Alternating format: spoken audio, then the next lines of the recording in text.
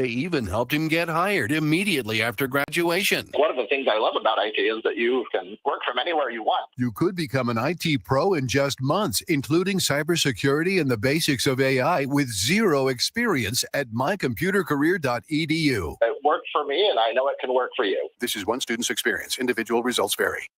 Whoa, it's you, the Capital One bank guy. That's what they call me. Mind if I get a selfie? Yeah, sure thing. Say no fees or minimums on your Capital One checking account. Wow, that's a keeper. So, where are you heading? I'm off to spread the good news that Capital One helps people keep more money in their wallet with no overdraft fees. Oh, you're the best Capital One bank guy. Hey, mind if I get a selfie? Sure. Say, Capital One, what's in your wallet? Terms apply. See CapitalOne.com/bank for details. Capital One N.A. member FDIC. This is Paul Feinbaum. That'll do it for me today. Coming up next, The Drive with Wes Neighbors and Steve Moulton on 97.7 ESPN The Zone. The sound of the organ. The crack of the bat. It is gone. The sight of watching the ball go over the wall. And the taste of peanuts and Cracker Jacks. There's nothing like it. It's America's pastime. From the first pitch to the final out, you can hear every game right here on your home for Alabama baseball. Your home of the Alabama Crimson Tide is 97.7 ESPN The Zone. Eagle Masonry and Installation. It's right there in the name. Eagle is your one-stop shop for block, stone, or brickwork, monument signs, and outdoor kitchens and fireplaces. Eagle also offers the finest craftsmanship and insulation, including fiberglass or spray foam insulation, and of course, insulation removal. Philip Love and his team have years of experience, bringing the region the best in masonry and insulation services. For more information and a quote, visit insulatewitheagle.com or call 256-755-1556. Eagle saves you time. Eagle saves you money. Alabama's workers are the backbone of our state. You put in the hours, nights, weekends. Right now, your overtime pay is tax-free. But unless lawmakers make it permanent, it'll cost Alabamians $300 million in taxes July 1st. That's money ripped from the pockets of those who work the hardest. Tell Montgomery, make the overtime tax exemption permanent. Call your legislator today. Protect your paycheck. Paid for by AFL-CIO PAC Montgomery. Are you tired of chasing a roofing contractor to show up on time or even show up at all? I'm Sam Fleming with Fleming Roofing and Restoration.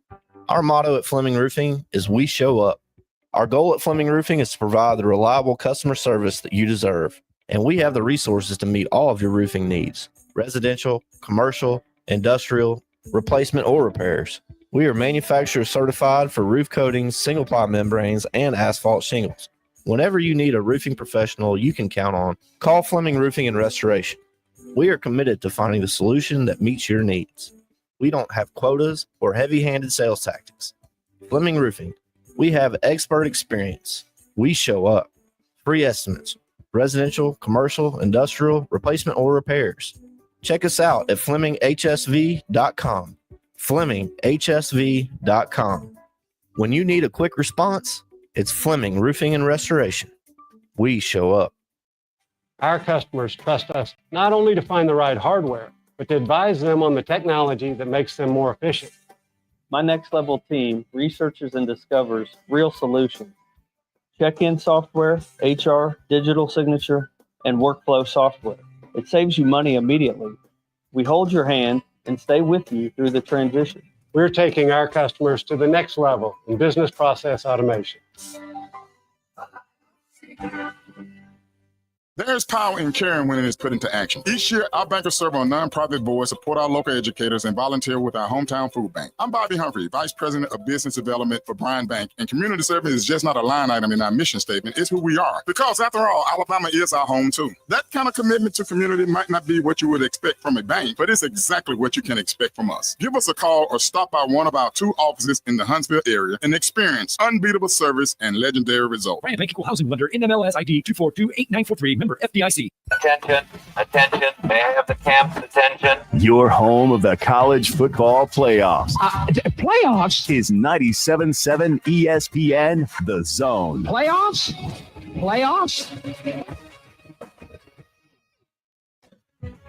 WCZN, Union Grove, Huntsville, Alabama. 97.7 ESPN The Zone. This hour is brought to you by Woody Anderson Ford, Alabama's F-150 Superstore. Welcome to The Drive with Wes Neighbors and Steve Moulton. Call into the Neighbors Wealth Management Hotline, 256-576-4977. That's how I roll. And I'm not going to drink and drive anymore. That's 256-576-4977. Now, here's Wes and Steve. Right out of the gate, I want to apologize. I broke the code last night. There you go. There's some good news. Antonio Langham is going to join us tomorrow on the program. Nice. Very nice. So when have you done? There was a no-hitter going on last night. And you talked about it, and I tweeted about it. There you go. And then 1 inning later. Here's the 0-1. Comebacker up the middle in the first hit of the game for the Reds. Doggone it. Oh, Moulton curse. Santiago Espinal, the base hit. I'll never forget, you gave Auburn zero chance of winning, and they won. Yeah. It's a basketball game. Yeah, it was. I think playing Xavier. I want to say Xavier. It was Xavier, yeah. I think it was Auburn Xavier. Yeah, exactly. You know what? I did pick the Nuggets last night, and they did win. That's 1 of 100. That's the acorn theory right there. On that subject, Scott Hastings is going to join us here in about 25 minutes. Yeah, I did book Scott Hastings today. He is part of the Nuggets network there in Denver. We'll get his 2 cents on what they were able to do. What an ending. By the way, I really thought, I don't know if you're watching the NBA playoffs or not, but the ending of the Celtics-Knicks game, regulation, was fantastic. Really thought that the Knicks blew their opportunity, but they get a road win as well. But there you go. Coming up on the program today, I mentioned it, Scott Hastings, the former Atlanta Hawk, is going to join us here in about 25 minutes' time. He does sports talk radio up in the Denver area as well. Also coming up on the program today, Gabe Gross. Been a while since we talked to Coach Gross, but his Auburn Tigers, he is the hitting coach for the Auburn Tigers, of course, former quarterback for the Auburn Tigers as well. He is going to join us in hour number 2. Auburn does not have a midweek game. Alabama is playing Troy tonight in a ranked versus ranked matchup. That should be a lot of fun. A little more added to that for Alabama and Troy going on tonight. But it is officially the offseason. We went through a little bit of the coaches' rankings yesterday. Well, it's now officially the offseason. Joel Klatt has come out with his preseason, post-spring top 25 for the upcoming season. I don't know if you've caught any of this, Wes, but he it likes him some Arch Manning in a big, big way. So much so that he has Texas number 2 overall, but getting way ahead of myself there for Joel Klatt, whose top 25 has Auburn at number 22, dove in to why he likes the Auburn Tigers at number 22. Joel Klatt, why do you like the Auburn Tigers? To 22. Auburn is a good football team. I'm going to throw them at 22. The talent level has been rising at Auburn for the last couple of years. Hugh Freeze, he recruits well. We all know that. He's entering year 3. They've had back-to-back top 10 classes as it relates to high school recruits. They've been active in the portal. Jackson Arnold transfers in from Oklahoma, the former 5-star player, and he'll be the quarterback at Auburn. They've got Cam Coleman at wide receiver, who I think is a really good player. And then they've got a couple of guys in the portal, and one more in particular. And this was quiet, I think, for the most part, maybe not down south among Auburn fans, but the number 1 wide receiver in the portal chose Auburn, Eric Singleton from Georgia Tech. I think he could have a big year for the Tigers. So we'll see what they're able to do. I've got them at number 22. There you go. Auburn checks in at number 22 on Klatt's post-spring top 25, has Auburn ahead of Iowa at number 23, Scott Tyson. And right behind Indiana has the Hoosiers at number 21, says Indiana ain't going nowhere. They are here, and they announced themselves last year. The rest of they're here till they're not. Joel Klatt's top 25 has Ole Miss at 20, Texas A&M at 19, Miami at 18, Iowa State at 17, Kansas State at 16. What else? How about Florida at 13, Michigan at 12, South Carolina at 11. South Carolina at 11. But that's basically where they finished last year. Illinois. Except I don't think they're going to be as good, but keep going. Here's your top 10. Number 10 is Illinois. That's a top 10 football team. Number 9, Alabama checks in at number 9. What did he have to say about the old Crimson Tide? Joel Klatt. At number 9, I struggled with this team quite a bit. I did not know where to put Alabama. Where are you going to I just didn't. Looks like Ty Simpson is the leader to be the starting quarterback. I like Kalen DeBoer. You know that. I thought it was going to be better last year. Was it just not a fit with Jalen Milroe and Kalen DeBoer? Maybe. Simpson's a former 5-star. He's been waiting 3 years for this chance. Ryan Grubb, by the way, who was with Kalen DeBoer for years, and then last year went to the Seahawks with Mike McDonald to be their offensive coordinator, is gone now, and now he's back with Kalen DeBoer. I think I said Mike McDonald, not Mike DeBoer, but just to clarify, back with DeBoer at Alabama. So there's Ryan Grubb. And every time these two guys have been together, DeBoer and Grubb, lights out offensively. And in particular, the quarterback play. Think of what Michael Penix was able to do at Washington for those 2 years that they were up there. On defense, LT Overton, Tim Keenan on the defensive line, Deontay Lawson at linebacker. They still have Ryan Williams on the offensive side, one of the best players in the country. He's 18. They've got Bernard out there. They get Caden Proctor. He's now a 3-year starter. They got their center, Parker Brailsford. He's in there. So now I'm like, okay, I think I'm in. So they're going in my top 10. They play at Georgia in their SEC opener. They also have to play at South Carolina. They've got to play, obviously, Auburn in the Iron Bowl. They've got home games against LSU and Oklahoma. So schedule, nothing to scoff at. They're at number 9. Okay, that's number 9. Number 8, the Georgia Bulldogs. That feels a bit. Listen, you know, I love me some dogs.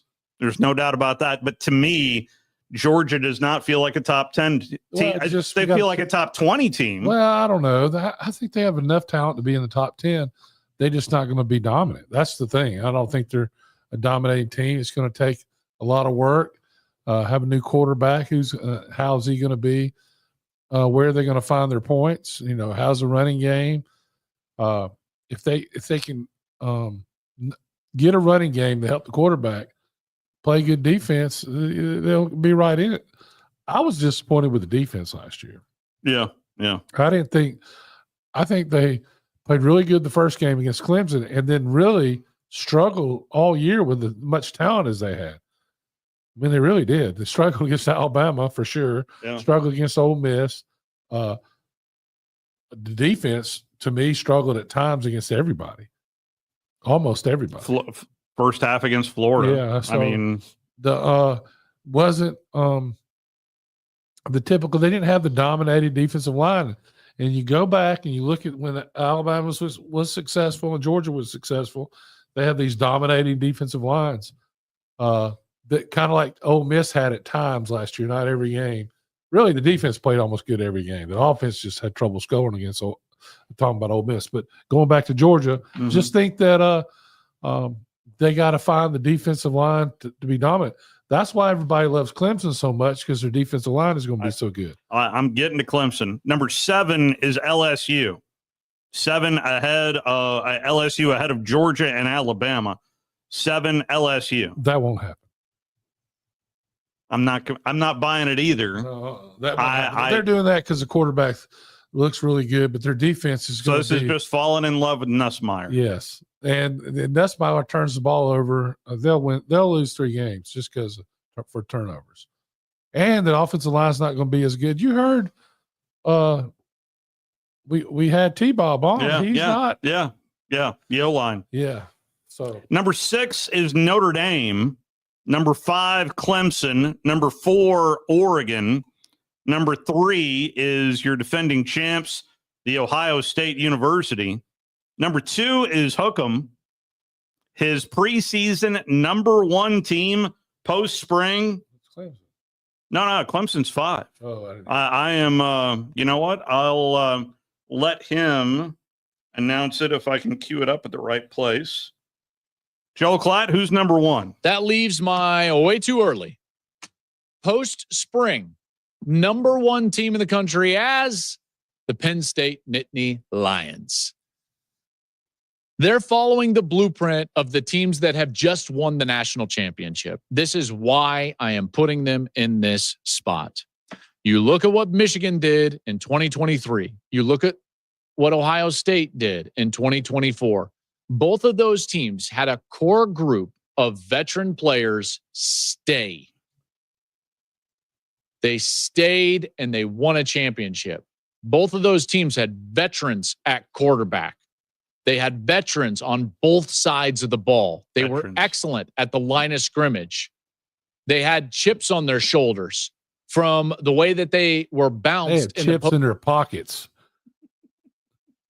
Penn State Nittany Lions, baby. That's not going to happen. It's not a competition. It's only an exhibition. Please, they lost too many. No wagering. They totally lost some key opponents.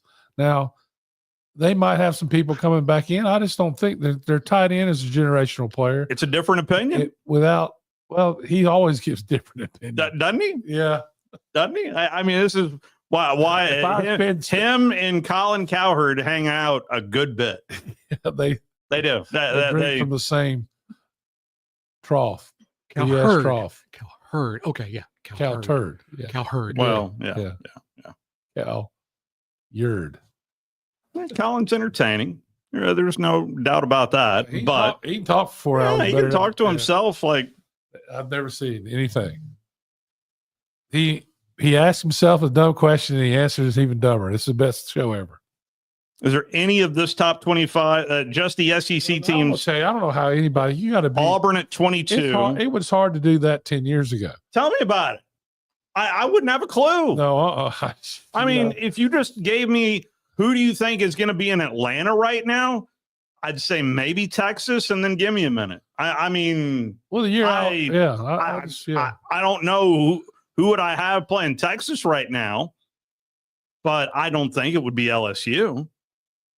That would potentially, according to Klatt's top 25, it would be Texas and LSU. Those are the 2 highest rated teams in his preseason top 25 post spring. I don't know if I'm buying LSU as much as Klatt is. Well, I mean, they have a tendency to look at the quarterback, which is you got to have a good quarterback, no doubt. Penn State lost the 2. If you took those 2 players away from Penn State that left and were in the first round, did they have 2 or 3 people playing in the first round? But the 2 were generational players. The number 11 was unblockable. And if he doesn't get hurt, I think that and Notre Dame had some incredible plays in that game as well. And then the tight end, when the tight end wasn't on, they struggled. I just don't think they're. I'm not sure they'll make the playoffs, to be honest with you. They were 13-3 last year. Of course, Drew Allar, a returning quarterback. Nick Singleton is their returning leading rusher. Katron Allen also at the tailback position. They lost Abdul Carter. Yeah, that's what I'm talking about. Abdul Carter. That's one of them. They lost 44. Tyler Warren. That's him. Yeah. NFL draft. Yeah. And then Harrison Wallace transferred to Ole Miss. Jaden Reed, NFL draft, gone. Colby King, everybody gone. Loses people. NFL draft. I just don't think they have the people to replace them. And Their transfers are from USC, Troy, and Ohio State. Well, Jim Knowles is the new defensive coordinator coming from Ohio State, so people are putting stock in that as well. Well, I think they're going to be good, but I think they lose 3 games, which they could easily do. Let's look at their schedule. Nevada, FIU, Villanova. Wow. Okay, hang on. Nevada, FIU, and Villanova. Who's signing up for that right out of the gate? I think everybody and the SEC is raising their hands right now. Nevada, FIU, and Villanova? Sweet. Yeah, I'll take cakewalk for 300. Yeah, cakewalk for 300. Then that's Oregon at home, at UCLA, host Northwestern, at Iowa, at Ohio State, host Indiana, at Michigan State, host Nebraska, and then at Rutgers. I mean, well, they had about 4 games in there that would be tough. I mean, Michigan's going to be pretty good. Ohio State will be good. They've got a month to prepare for Oregon, basically. Oh well, yeah, but you play those little teams, and then you just got to show up for one game. It's not always the best thing either. It's true. Yeah. I just think they'll lose 3 games this year and miss the playoffs. That's what I think. I think. Where do you see 3 L's? Ohio State, Ohio State, Oregon, and Michigan. There you go. You said Ohio State, Oregon, and who? Michigan. Oh, okay. Did I say Michigan? Did they play Michigan? No, they don't play Michigan. Well, then they hard to beat them. Yeah, and Michigan State. They play at Michigan State. Michigan State. That could be a good game. That could be upset. At Iowa. Indiana. They play Indiana at Indiana? No, it's home game. November 8th, home game against Indiana. So there you go. Be on the lookout for the Nittany Lions there for Penn State. The thing about it is they could get in and get on a hot streak and anybody can win it. I mean, that's the thing. James Franklin was able to do something at Vanderbilt that I've never seen in my lifetime, and that is the consistency he had there. I think about it for a 3-year period. Does that sound right? About 3 years. And then I thought the fit was great and was rolling there in Nashville. And although he has been at Penn State, I want to say over a decade. It's been a while since he has left the SEC. But when I think elite football coaches, I don't know if I'm putting James Franklin up there. I really don't. Well, you got to win a championship somewhere. I mean, I think he's a good coach. Elite is a different story. Won a Big Ten title in 2016. So there's that. I mean, that makes you a very good coach. Elite's a different deal. Don't you think? Made the playoff. Yeah, made the playoffs last year. 13 wins. He has 3. This is 3 straight years of double-digit wins at Penn State. Had 11 wins in 2022, 10 in 2023, and last year 13 wins. So maybe we'll see. It's a different opinion. I thought one worth bringing up right out of the gate because I know how much we all enjoy listening to Joel Klatt and talking about who did he call Kalen DeBoer? Was that Mike DeBoer? I think I kept calling him Mike. Mike DeBoer. So that might have been a dig at all the Mike coaches. Should I go to media days and Mike? No, I don't think you should. No. Is gone now, and now he's back with Kalen DeBoer. I think you said Kalen. I think I said Mike McDonald, not Mike DeBoer. He said Mike right there.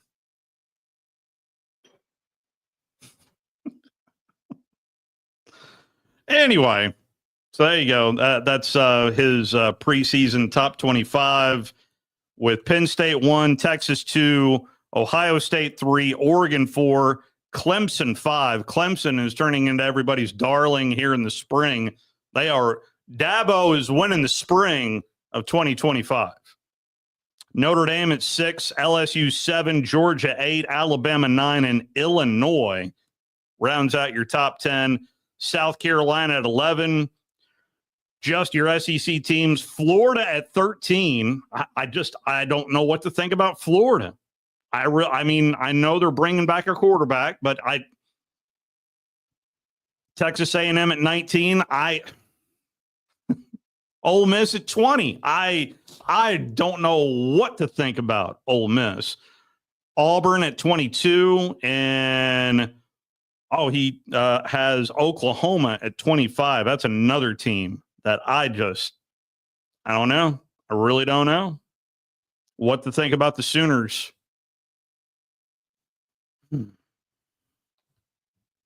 But that is what? 1, 2, 3, 4, 5, 6, 7, 8, 9, 10 out of Klatt's top 25 out of the Southeastern Conference. So there's that. Yes, there's that. Hard to get away from the topic of. By the way, he did have this to say on Georgia, and I mean, I have yet to get a definite opinion on how good or bad these dogs are going to be for Kirby this year. I've got Georgia at 8. Think about the standard at Georgia right now.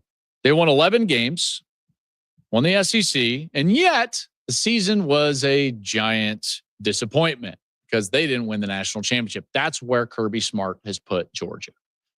And you can't go to the quarterfinals and lose to Notre Dame and it be a success at Georgia. Unfortunately for Kirby, he, in a lot of ways, is becoming the standard bearer. Now you've got Kirby, you've got Dabo, you've got Ryan Day as the coaches that have won national championships in college football. So Kirby is going to turn at quarterback to Gunnar Stockton. It's his show. There's a lot of opinions about Gunnar Stockton. Oh, he played great in that matchup against Texas in the SEC championship and did serviceably, so. and against Notre Dame, was it okay? Here's the deal.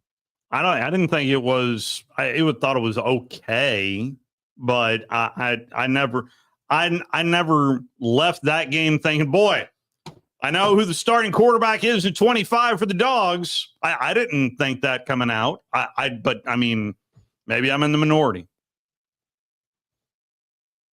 Anyway, we'll have plenty of time to dive into that. Certainly, if you've got a thought or two on it, we'll take your phone calls. But Scott Hastings is set to join us on the other side of our first time out.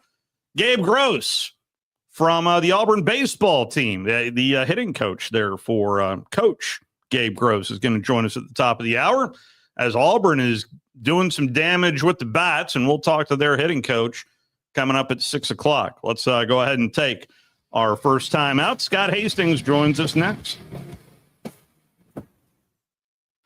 You're listening to The Drive with Wes Neighbors and Steve Moulton on 97.7 ESPN The Zone. Ford Motor Company. From America, for America. Hi, folks. Bobby White back again for Woody Anderson Ford with a real quick quiz. Out of all the manufacturers, do you know which auto company employs the most hourly workers in America? Ford. Do you know which company assembles the most vehicles in this country? Ford. That's not just a coincidence. It's a commitment. A 120-year-old commitment to build in America for America. And during this unprecedented moment in automotive history, you stand to benefit big time. Woody Anderson Ford is now offering employee pricing. You pay what we pay. We've got over 190 F-150s for you to choose from with generous finance rates and the best deals of the year on America's best-selling truck for 48 years in a row. Employee pricing can save you thousands off MSRP, and with over 600 Fords for you to choose from, there's a good chance you'll find just exactly what you're looking for. This offer ends May 31st, so hurry in. Woody Anderson Ford. Mike Rowe here with a quick question. Have you noticed cracks in your drywall, chimney, or exterior walls? I hope not, because if you have, they could be indications that you've got a much bigger problem with your foundation. That's where AFS comes in, a groundworks company. They can honestly assess your situation and create a plan to stabilize your foundation. Schedule your free inspection at afsrepair.com/row. And while you're there, check out my latest dirty job. It's a good one. Licensed in all states where work is performed. See website for details. Are you tired of chasing a roofing contractor to show up on time or even show up at all? I'm Sam Fleming with Fleming Roofing and Restoration. Our motto at Fleming Roofing is we show up. Our goal at Fleming Roofing is to provide the reliable customer service that you deserve. And we have the resources to meet all of your roofing needs, residential, commercial, industrial, replacement, or repairs. We are manufacturer certified for roof coatings, single ply membranes, and asphalt shingles. Whenever you need a roofing professional you can count on, call Fleming Roofing and Restoration. We are committed to finding the solution that meets your needs. We don't have quotas or heavy-handed sales tactics. Fleming Roofing, we have expert experience. We show up. Free estimates, residential, commercial, industrial, replacement, or repairs. Check us out at FlemingHSV.com. FlemingHSV.com. When you need a quick response, it's Fleming Roofing and Restoration. We show up. I'm here with Thomas from Talent Heating and Air. With the temperatures going up and temperatures going down right now is a good time to get your heating and air system looked at. Thomas, when somebody calls, you guys answer. That's right. The phones are staffed by us. They're manned 24/7. We're ready to come out and take care of you that day. How do they give you guys a call? You give us a call at 256-503-4490. And you can find you guys on the World Wide Web at talenthvac.com. And now is a good time to do this because you guys are offering a special deal. That's right. We're doing $49 tune-ups this spring. We're also doing free second opinions. We offer that year-round. Somebody comes out, they say you got a bag compressor, leaking refrigerant. Give us a call, see if we can save you some money. Thomas from Talent Heating and Air. Thomas, one more time, that phone number. 256-503-4490. AL certain number 21014. This segment of The Drive is brought to you by Woody Anderson Ford, located online at woodyAndersonFord.com with 2 locations, Hughes Road in Madison and Jordan Lane in Huntsville. Had a couple of wild finishes last night in the association. One took overtime, one didn't. One for Holmgren. Rims up. Brown grabs it. 7 seconds left. Westbrook, 5 seconds. They're down by 1. Gordon got it. Aaron Jordan with a deep shot. Williams, 3-quarter court. No good. The Nuggets steal game 1. That's a winner for Aaron Jordan. 121-119. Scott Hastings joins us right now. Wow. I mean, what an incredible game 1. Scott, how are you? I'm doing wonderful. I'm laying here on a massage bed that I turned on just so I could talk to you guys. I love it. I love it. So already getting ready, getting a rub down right before game number 2 is Scott Hastings right now. What was your big takeaway of what you saw out of the Nuggets last night and that win on the road? Well, I'll tell you this, and I said this on my radio show today. I don't necessarily think Oklahoma City gave them the game, but they opened the door. And I thought Denver, because they just kind of stayed in touch, they never let it get too far out of control. They were able to make a couple plays. I think their coach made a mistake. I know he likes to foul when they're up 3, so no one could shoot a 3. But they did it so quickly, but the time kept stopping. Nuggets kept making free throws, and then when Chet Holmgren missed those 2, they just opened the door for a sad ending for him, really. Mm.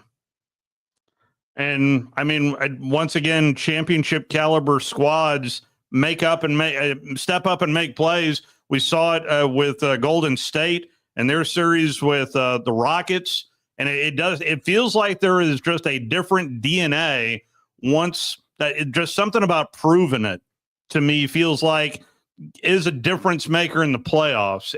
But what do you think? Well, I don't disagree with that. If you think about it, I mean, that's a big game last night, but Denver played him bigger. Oklahoma State, why do I keep saying that? Oklahoma City really hasn't played in games that big yet. And they'll get there. Listen, they're very talented, and this series is far from over. But, yeah, there's something to be said. I mean, how many bigger games has Steph Curry played in? How many bigger games has Nikola Jokic, even fairly young compared to Steph, has he played in already? So I thought they kept their composure, made the plays when they needed to make the plays. I didn't think they played necessarily great, yet they scored 121 points on a team in the regular season was the best defensive team in basketball. So that's a pretty good statement there. And then I saw a real interesting stat, I thought, today on one of the Sports Center things, that Oklahoma City has only played in the entire regular season, 82 games, only played in 8 games that were decided by 3 points or less. The Nuggets had either 23 or 28 of those. So there's something about learning how to play, those tighter games that I think is important also. And because of the quality season that Oklahoma City had, they really haven't played in any real tight games. In fact, I think the tightest game they played in, you got to go all the way back to March. So there might have been a little bit of lack of experience. They were able to throw at the Nuggets down the stretch, but guarantee you they'll have answers to be much better in game 2. Talking to Scott Hastings right now on the Neighbors Wealth Management hotline, and the release of Michael Malone came as a bit of a surprise to me. What led to that? What happened that cost Coach Malone his job? Oh, listen, he's a very good coach, and he'll be coaching again whenever he wants to. But I saw an old NFL films years ago on with Al Davis, and he said he always had a mantra that every 10 years, no matter what the success was or not, that's the lifespan of a head coach. The message just kind of gets stale and gets a little old. And this is Coach's 10th year, and I think the message was a little stale. I think the guys are a little worn out with the same message, maybe over and over and over. But I also think that David Adelman, who still knows what these guys like to do, was able to kind of bring in a new kind of energy. Well, that's where I was going to go next, was what looks different or tweaked since the departure of Michael Malone. Well, I think the one thing that he's done differently, and listen, I feel like I talk bad about Michael, and I like Michael. It just feels like he's given a voice to the players, and he's put it on the players of, hey, this is your team. If we feel we've been underachieving, this is on you guys. It's time to change that narrative. And he's really empowered the team. And I mean, I think an example of it was last night when the TV showed that one timeout with Joker, and he looked like Bill Russell from the '60s, right? I mean, there in his uniform, and he's sitting there telling guys where they got to go, what they got to do, and so on and so forth. So I think he's empowered them.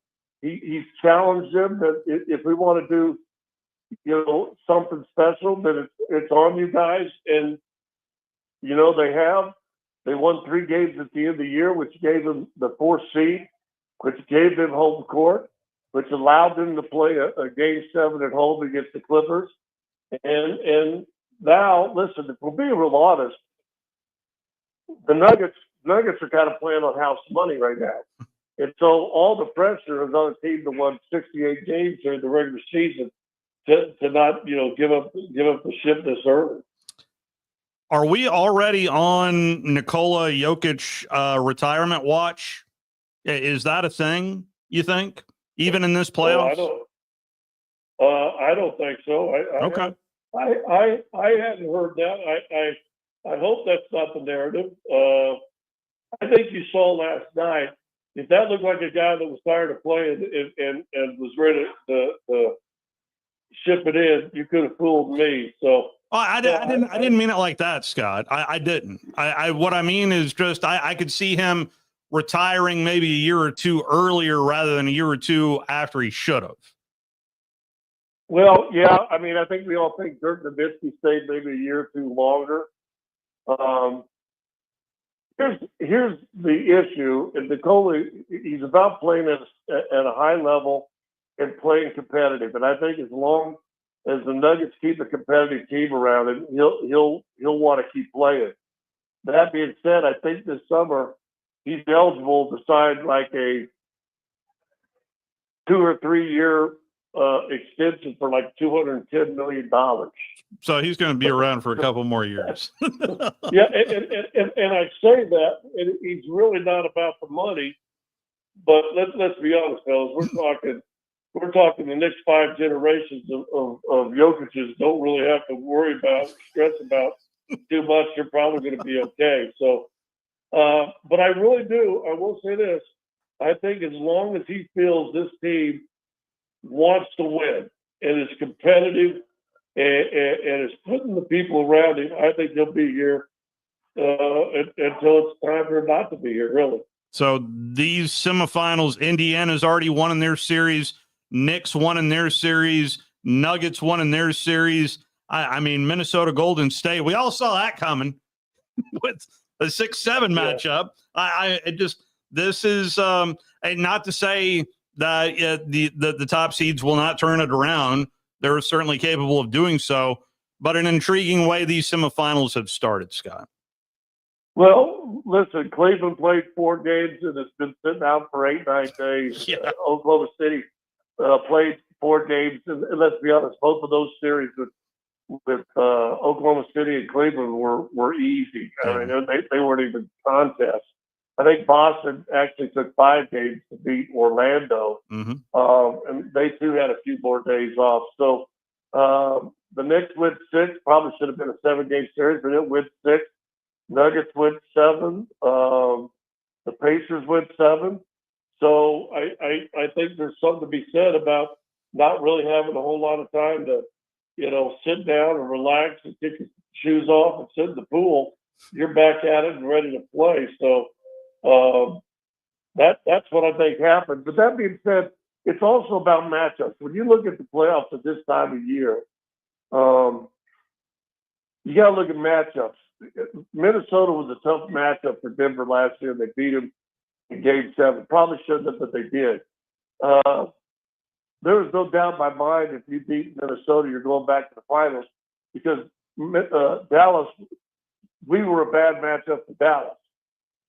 As it turned out, Minnesota was a pretty bad matchup for Dallas last year. Yeah. Dallas was a bad matchup for Minnesota. So you kind of got to look at these series. Were they fluky? Should they have not happened? Is there some other way that the things will turn out? Well, maybe so. But listen, Indy likes to get up and down, don't play defense, shoot the 3. That's what Cleveland does. Oklahoma City likes to get physical and go at you. But I don't know. You guys watch the playoff. Was there a more physical series than the Clippers and Nuggets series? No. You're not going to beat up Denver this series because they already fought the bully behind the drugstore. So bring what you got, and instead of having 290-pound 7-foot center leaning on Joker, you got Chet Holmgren, who's 7'1", but he weighs $125. There's no doubt that we're going to see Oklahoma City give their all here in Game 2. I would already say to Denver, mission accomplished. You did what you needed to do out of the gate. How do you see the rest of this series between OKC and Denver? Well, I think this is a pivotal game for Oklahoma City because I think Denver will win Game 3 at home.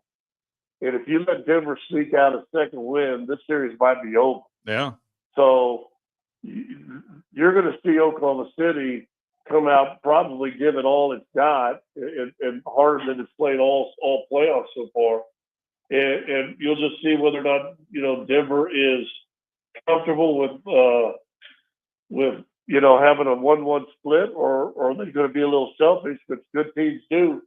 We won Game 1, but we won Game 2 also. And if that's the case, then, who knows?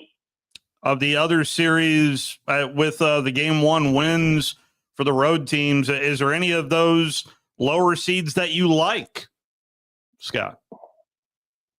That's a good question. I think Golden State and Minnesota will be a brawl, although it's not a big separation. But I think that's going to be a fun series. Yeah. I can't believe the Pacers won a game against Cleveland, but we'll see how that one goes. And I think Boston, New York's going to be a brawl also. Wow. I saw that as an anomaly because I think Cleveland is the best team in the East. But I mean, I was surprised how well Indiana played in game one. Yeah, but again, it's kind of matchups. Cleveland sat out for 8 days. Yeah. Halliburton was actually making shots. Yeah. And I think their finesse style, get up and down, plays into what Indiana Pacers want to do. And so that series may come down to who's making shots and who's not. Yeah. Well, I mean, I've had a number of coaches tell me life is easier when that ball goes through the cylinder. So, I mean, it's that is one universal thing about basketball. Life is a little easier. No such thing as a bad shot if it goes in. That's exactly right. But these playoffs, it feels like I know the ratings are getting better, but it does feel like this is, if there was a corner to be turned, this is just more captivating to me. Scott, what do you think? Well, I'll say this. We've been saying all along in the Western Conference how deep it is, and if two could survive. And I think the playoffs have played out that you got, a 1 seed and then a 4, 6, and 7. The Eastern Conference not as deep, and you've got 1, 2, 3, 4 that is still playing. So I do think it's good for basketball. But I like good basketball, and I think, Golden State, a veteran team, can they pull something off? Minnesota's an up and coming team. Denver, kind of a veteran team. Oklahoma City has been a fan favorite all year. Yeah. Cleveland's been the most exciting team to watch, but again, who on that team has been deep into the playoffs and you're super scared of as far as leadership goes? Yeah. Does that slow them down? Thibodeau, the coach of the Knicks, was on Doc Rivers' staff with Boston when they won it. Boston's returning champions, so their experience. I think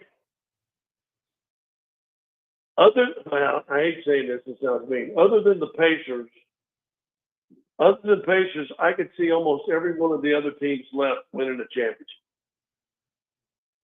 Well, say that one more time. I said, other than the Pacers, yeah, I could see all the other 7 teams still left are capable of winning a championship. Wow. And I think if you get to the conference semifinals in football, you're not always saying that. Yeah.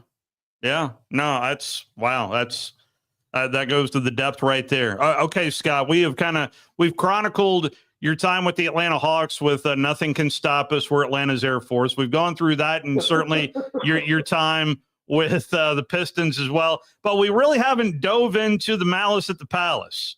So your encounter with Charles Barkley. Tell the folks a little bit about that encounter back in 1990. Well, that was we couldn't call it the Malice of the Palace because we didn't involve fans. So that was the other one with the Pacers. That's right. I was sitting out of that game. Philadelphia kind of had our number. Mahorn was on that team with Barkley, and they were pretty dirty, and they were doing their stuff.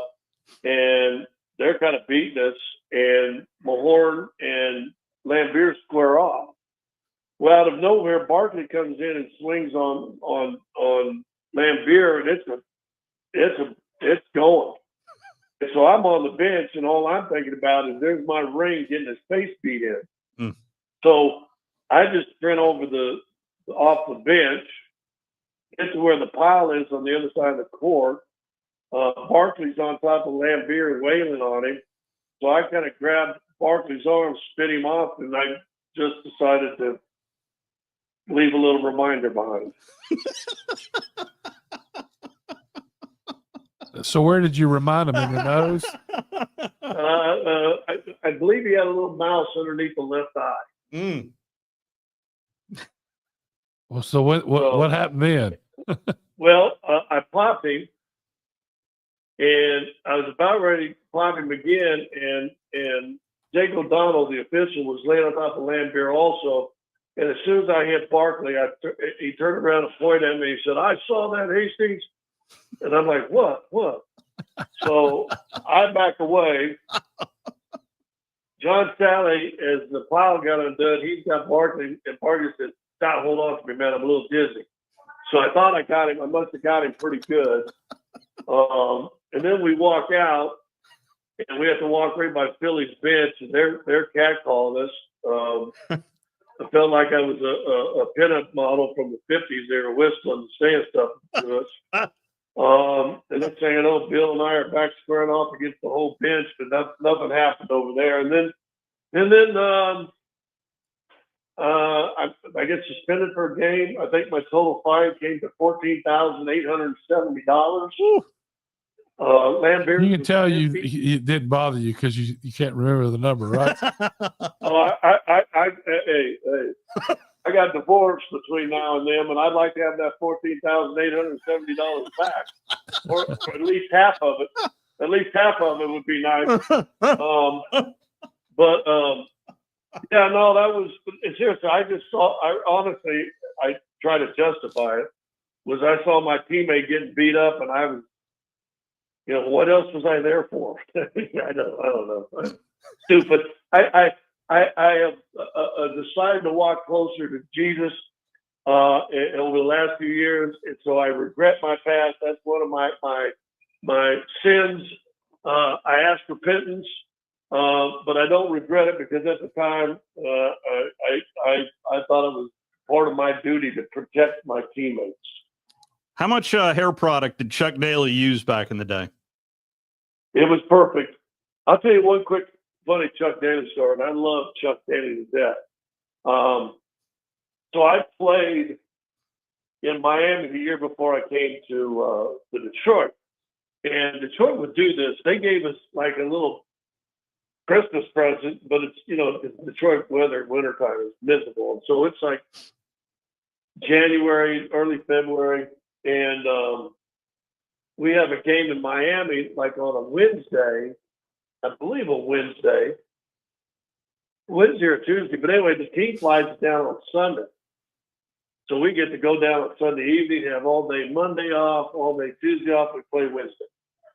Only game I've ever played with a really painful sunburn in my life. It was nice to get out of the winter.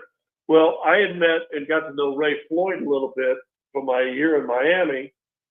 And so I got a hold of some friends, got a hold of him, and he invited Chuck Daly and I out to come play golf at this real exclusive golf course out in Miami. It's on a man-made island that was built by the Firestone family in 1928. Wow. It's houses on the intercoastal on the outside, golf course on the inside. It's real exclusive. In fact, I was playing with one of the guys one time there that owned Stevenson. The people that do all the concessions. And Stevenson something, but he ran all the concessions like the Kentucky Derby and Madison Square Garden and blah blah blah, some of that. He said Tip O'Neill wanted to join there, and he said, "Tip, you never get in, man. They'll blackball you." And they said, "Well, why would they blackball me?" And this guy goes, "Because you're a liberal SOB, that's why." And so it's one of those kind of exclusive things. Like, so I get Chuck Daly out there, and it's Chuck and I go out there. We're playing with Raymond Floyd, and he's got his caddy along with us. And wow. Me and Chuck are talking, and Bella Bun, and this is my one claim to fame. And we're getting up on this first tee. And Chuck goes, "Scott, come here." Okay, I walk up to him. He's got his golf shirt on. He's a steelman. And he has me like rubbing the material on his golf shoe. He goes, "What do you know plays in silk golf?"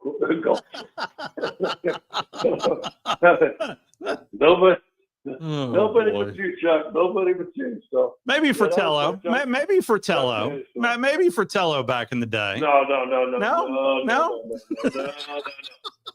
Fratello was a Saturday Night Fever. Yeah. Chuck was trying to compete with Pat Riley. Back then, the media voted on the best dressed coaches, and so Chuck Daly was always trying to compete with Pat Riley. In fact, at one time, he had these new Italian shoes, and he slipped on the floor. And when he did, he ripped out the butt end of his pants, $3,000 Italian suit. And, I mean, it split from the crotch all the way up to the belt. So not to belittle my career at all, my job for the rest of the entire game, if you go back and find the film on that, every time there was a timeout, my job was to stand behind Chuck at the timeout as he bent down to draw him to try a race for him and to hold a towel so no one could get a shot of his bloomers that were sticking out of his hole in his pants. Well, that's an important job. So, I mean, Yeah. That guy right there protecting underwear pictures was the guy that punched Charles Barkley. Oh, we always appreciate the time. And your Hogs performed awfully well in the NCAA tournament. And who knows what we might see out of the Hogs in year 2 for your somewhat new head coach there. Hey, team's legal now. Team's legal. Appreciate the time, sir. All right, fellas. Good talking to you again. Likewise. That's Scott Hastings protecting the bloomers of Chuck Daly back in the day. Let's take our final time out here for hour number 1. Gabe Gross is going to join us at the top of the hour as well. We'll be right back.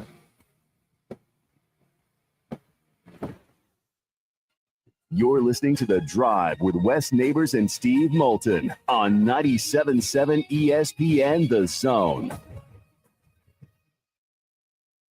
Tom Luganville here for my friends at Woody Anderson Ford. Bobby White and his team take great pride in their service department, and you can see it the moment you walk into those beautiful new service lanes. And just like a championship team, they all work together to make sure your experience is second to none, whether you drive a Ford or not. Also, check out the gold certified pre-owned inventory at Woody Anderson Ford for great deals every day. Stop by and see them at Jordan and Sparkman or at Woody Anderson of Madison on Hughes Road, or visit WoodyAndersonFord.com. Eagle Masonry and Insulation. It's right there in the name. Eagle is your one-stop shop for block, stone, or brickwork, monument signs, and outdoor kitchens and fireplaces. Eagle also offers the finest craftsmanship in insulation, including fiberglass or spray foam insulation, and of course, insulation removal. Philip Love and his team have years of experience, bringing the region the best in masonry and insulation services. For more information and a quote, visit insulatewitheagle.com or call 256-755-1556. Eagle saves you time. Eagle saves you money. Tom Abraham here for my friends at Your Home Window Company. When it comes to replacement windows, exterior doors, or new window screens, Your Home Window is the answer anywhere in Huntsville, Athens, Decatur, or Hartselle. Your Home Window windows and doors are made here in the USA and come with a lifetime warranty. When replacing those old windows or doors, Your Home Window has the solution for you. In-home estimates are always free and financing is available. Learn more at yourhomewindow.com and see clearly with Your Home Window. Visit yourhomewindow.com to make an appointment today. Rocket City, for air that's cool and clean, contact Sensa Green Heating, Cooling, and Insulation. Get HVAC smart with Professor Green and the expert team at sensagreen.com. Now offering up to $1,500 off any new Bryant system. Whatever it takes, Sensa Green has Huntsville covered. Remember, folks, with innovative, sensible green solutions, contact Sensa Green Heating, Cooling, and Insulation. Isn't the story of the prodigal son an amazing story? Basically, a rowdy boy who literally wished his father dead, ran away, and consumed his wealth with hard and fast living. Yet the father looked for his return every day, and when the boy got tired of eating pig slop, he decided to return. What did the father do? As soon as he saw that boy, he ran to him, threw his arms around him, and killed the fatted calf for a great celebration. Hey, I'm John Dees, pastor of the Cross Point Church. If you're looking for a church home, come see us, smack dab across the street from the YMCA in Madison. Gunner's Landing is one of the Tennessee Valley's finest golf experiences. Just 35 minutes from downtown Huntsville, Gunner's Landing's 18-hole championship jewel is open to the public 7 days a week. Located in the foothills of the Appalachian Mountains, Gunner's Landing offers you a golf experience like no other. With beautiful Lake Gunnersville views throughout the round, Gunner's Landing is golf the way nature intended. Gunner's Landing's Club Repair Shop offers a full range of services, including re-gripping and adjusting the lofts and lies of your clubs, even putters. Since the work is done in-house, your clubs will be returned to you in a timely manner, unmatched in the North Alabama area. It is Gunner's Landing. Schedule your tee time today at gunnerslandings.com. That's gunnerslandings.com. From the Fox 54 Weather Center, I'm Chief Meteorologist Jordan Dressman. Widespread rain is going to develop across the Tennessee Valley as we head into the overnight, early into your Wednesday morning. Temperatures dropping into the mid and upper 50s. A mostly cloudy, overcast sky through Wednesday afternoon. Scattered showers and thunderstorms are going to be possible through the heart of the afternoon, even as we head into the early part of the evening. Temperatures on the cooler end of the spectrum. Highs only climbing into the upper 60s and lower 70s, dropping into the upper 50s, lower 60s as we head into the overnight. I'm Chief Meteorologist Jordan Dressman on your home for ESPN Radio, 97.7 ESPN The Zone. We cover all the SEC schools, including Western Union and Venmo. I want money! You know, 97.7 ESPN The Zone.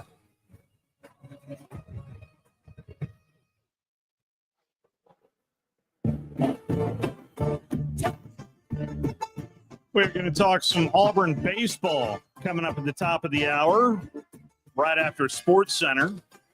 We chronicled a little bit of minor league baseball yesterday, and the Rocket City Trash Pandas, who are currently on the airwaves of Talk Radio WZZN. First pitch is 6:05. It's ladies' night, so come on out to Toyota It is Field. ladies' night. What's the giveaway? Do you know what the giveaway is? You know, I don't know. They usually do something like one year they did Just says wine register glass for prizes. giveaways. Yeah. They take care of people. And Also, tomorrow is Education Day. And it's a day game, 11:05 first pitch. Tom Abraham's going to be there. Oh, that's right. That's right. Yes. Come hang out with Tom Abraham. Tell him I said hello. And stand right in front of his camera Right. and wave at him and say hello. He loves that. He does. Give him a big old hug. Give him a great big old hug. No, game 6 first pitch. Get over to the Talk Radio WZZN app. You can listen to it there. If you happen to have an HD radio, it's 97.7 HD2. And you can stay with the Trash Pandas all season long. Well, during a minor league baseball game in the state of Missouri, there was a delay. It was not a weather delay.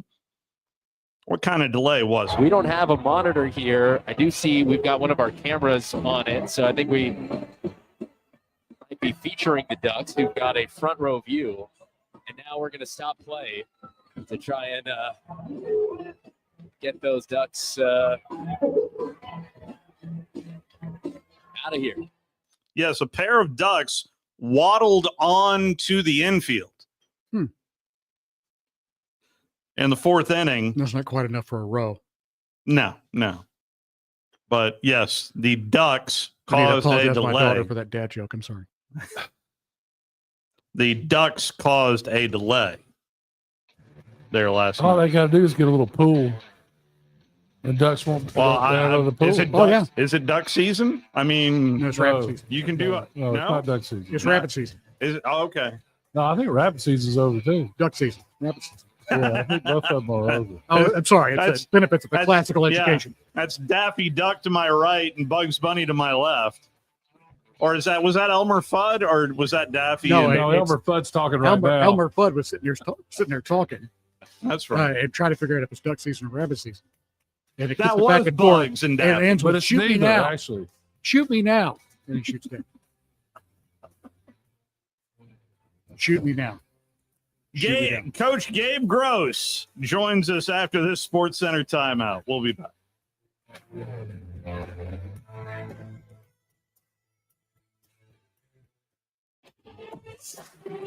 Hi, folks. Bobby White back again for Woody Anderson Ford, inviting you to come test drive any one of our over 100 F-150s. From rock-solid, dependable work trucks to our state-of-the-art Platinum Series, we've got an F-150 for you.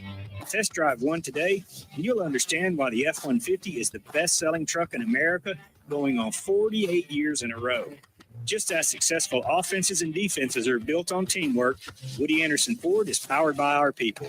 Our sales and service teams are well trained to save you time and money. And because we want your business again and again, no one will work harder to earn it. Our mobile service teams come to your home or business for oil changes, brake work, tire rotations, and more. And the great thing is you don't pay extra for it. We come to you with mobile service at no extra charge.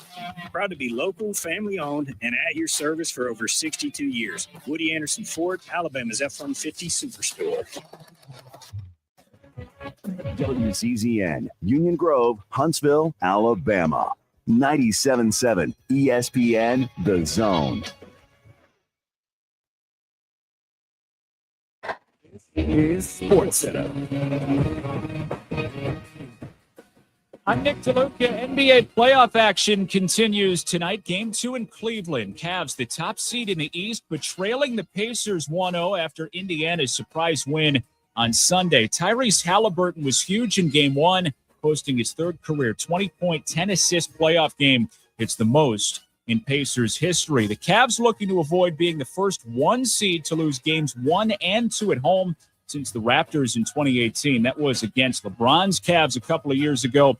Cleveland dealing with some significant injuries tonight. Evan Mobley, Darius Garland, and DeAndre Hunter all won't play. ESPN Radio's Freddie Coleman thinks the Cavs could be in trouble in the series. His Cavaliers better come out of sense of urgency. And Harry, not because they're playing at home, thinking that, oh, we'll get game 2, then we'll right things maybe the rest of the series. I think they're in a little bit more trouble than maybe even the Cleveland Cavaliers and their fan base wants to admit.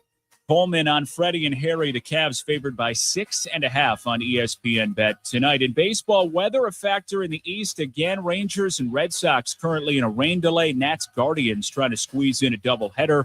No worries about weather in Miami. Dodgers looking to keep it rolling against the Marlins. They're on top 1-0 in the top of the second. Freddie Freeman hit his 250th career homer yesterday, getting L.A. on the board with an RBI single tonight.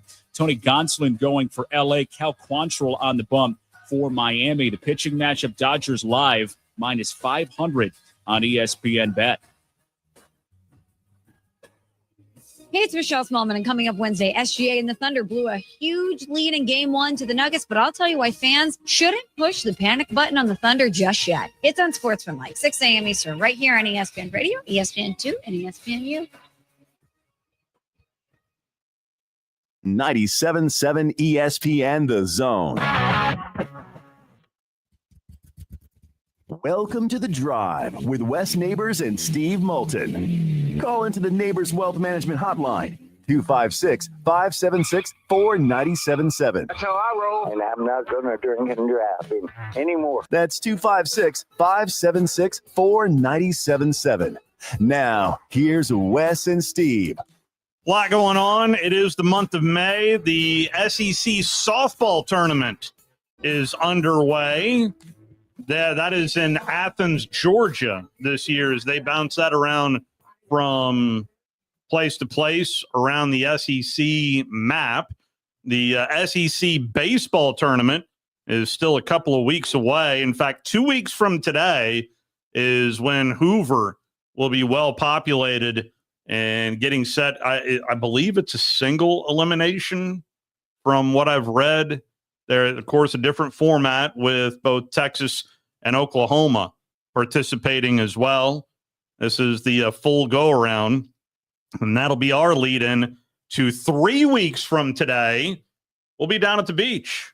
3 weeks from today is the SEC spring meetings that usually gets kicked off with the commissioner talking to the media on Memorial Day on that Monday, but we will be front and center down at the beach 3 weeks from today. But there is still a lot left on the bone for a lot of SEC teams, and most notably the Auburn Tigers. And the Auburn Tigers are putting in some work in a big way. 33-15 on the year for the Auburn Tigers. They're 13-11 in conference play, and they just keep winning series after series, and they just got through with a big road series win at Tennessee where they beat the Vols 2 out of 3 there. The previous series, Mississippi State won 2 out of 3 there.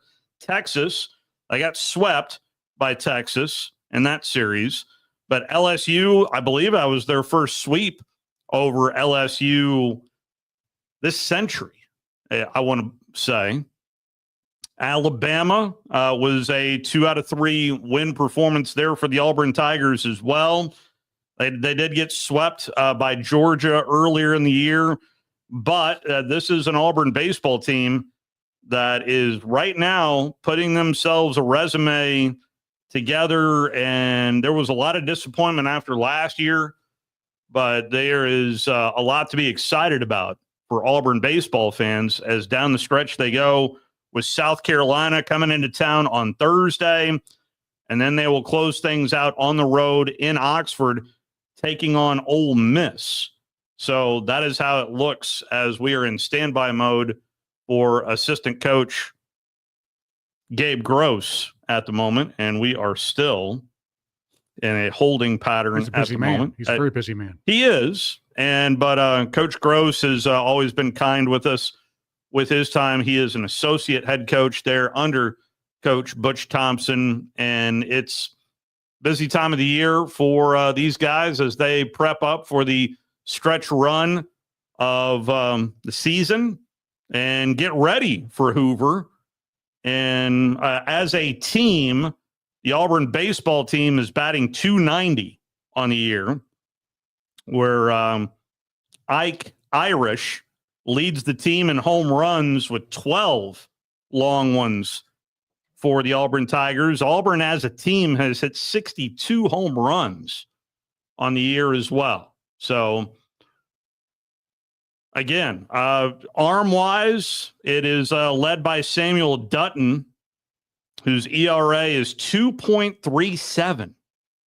That is, he is getting the bulk of the innings.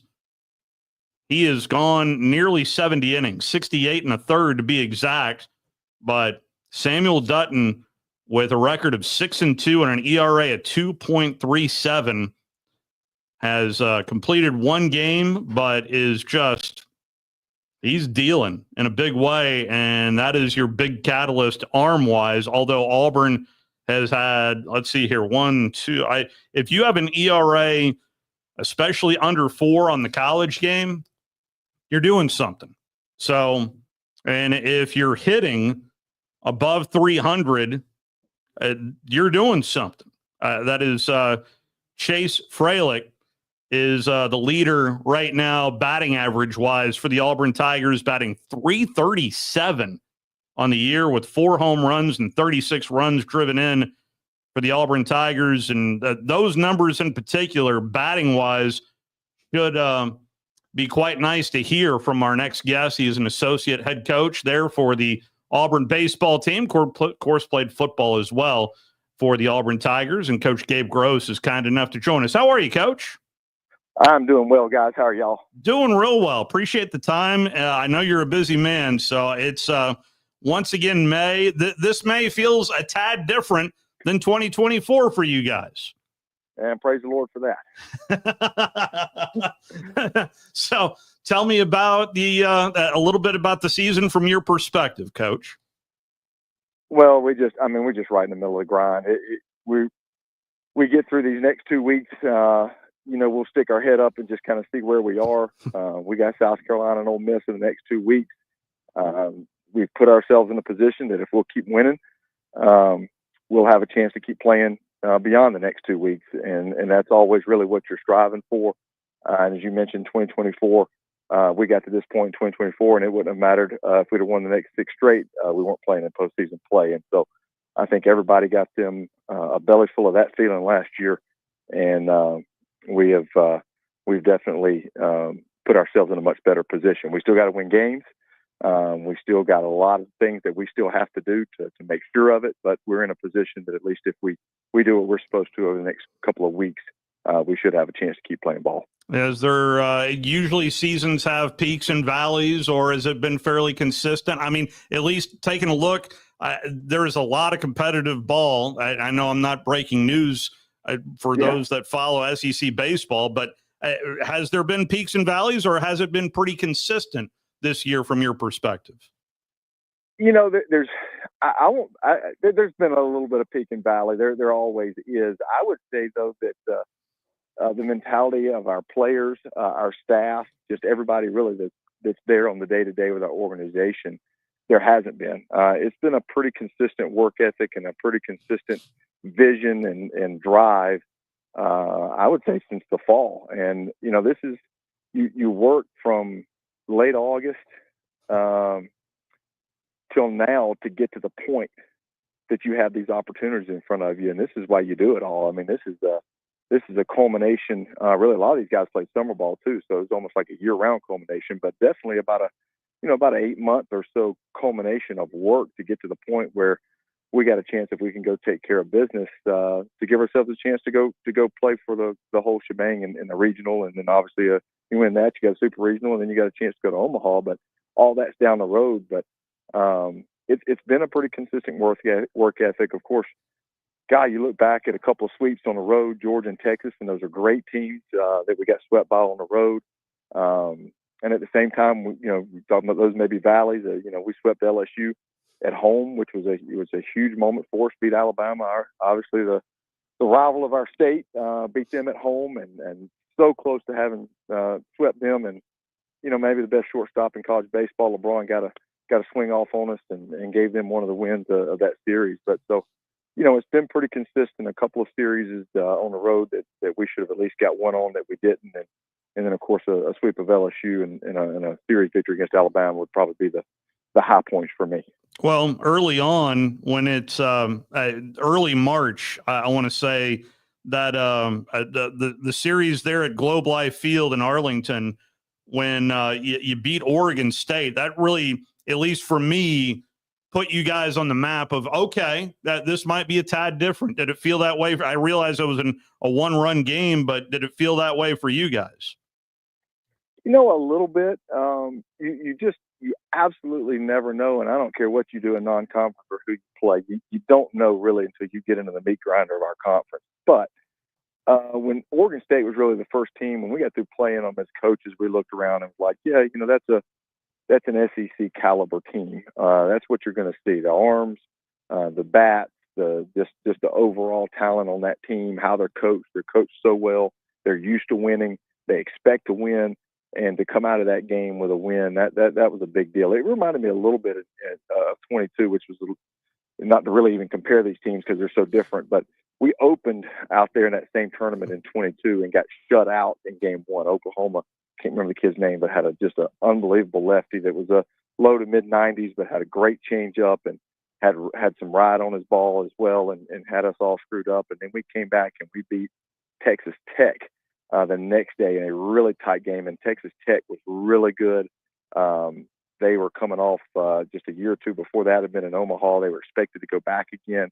And Blake Burkhalter made his appearance and made his presence known and just cut through their middle of their lineup to shut that game down and give us a win, and kind of looked around each other like, okay, that's different. And so a little bit there. Yeah, you're right, Oregon State, but you got to do it in conference, and that's where it matters. And so everybody just kind of bide your time till you get into the middle of the SEC and you kind of look up and see where you are. Yeah, that LSU sweep, I think that caught a lot of people's attention. A lot of people's attention. You mentioned it, Coach, but that was the first time y'all swept LSU. I think this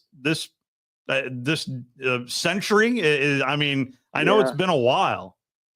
It was 99. I wanted to say 99 or 80. Oh, that's right. It was 88, wasn't it? It was 80. Maybe it was 88, 87, 88, somewhere in there. Yeah. That was, anytime. I mean, LSU is such a brand program, and anytime you beat them in a series is a big deal. And to sweep them at home, that was a really big deal. That was a homestand we had to have. We had just come off of playing Georgia and got swept, took a lead in extra innings, couldn't hold it, kind of at a low point. And then we had Alabama and LSU and won the series at Alabama and swept LSU. And that was kind of a turning point, if you will. Could have been a turning point either way.